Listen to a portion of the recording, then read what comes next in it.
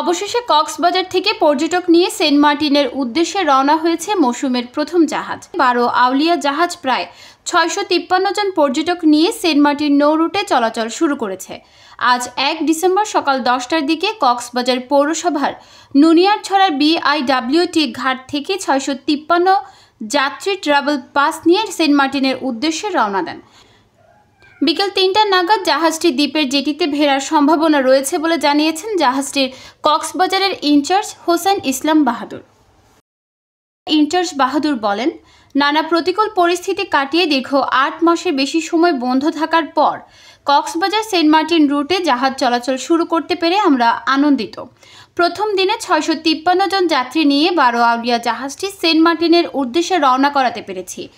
এতে ভ্রমণ পিয়াসীদের স্বস্তির পাশাপাশি পর্যটন সংশ্লিষ্টদের মুখে হাসি ফুটেছে। সেন্ট মার্টিনে পর্যটন নিয়ন্ত্রণ কমিটির আহ্বায়ক ও কক্সবাজার সদর উপজেলা নির্বাহী কর্মকর্তা নীলুফা ইয়াসমিন বলেন, পরিবেশ মন্ত্রণালয়ের নির্দেশনা মেনে কক্সবাজার থেকে মৌসুমের প্রথম জাহাজ সেন্ট মার্টিনের উদ্দেশ্যে রওনা দিয়েছে। আমরা সবকিছু পরিদর্শন করেছি। উল্লেখ্য, সম্প্রতি নাফ নদীতে ডুবোচর জেগে ওঠায় নাব্য সংকট এবং মিয়ানমার সীমান্তে গোলাগুলির কারণে নিরাপত্তার অভাবে টেকনাফ থেকে জাহাজ চলাচলের অনুমতি দেওয়া হচ্ছে না। শুধু কক্সবাজার শহর থেকে জাহাজ চলাচলের অনুমতি দেওয়া হয়। নিউজ ডেস্ক, চট্টগ্রাম সময়।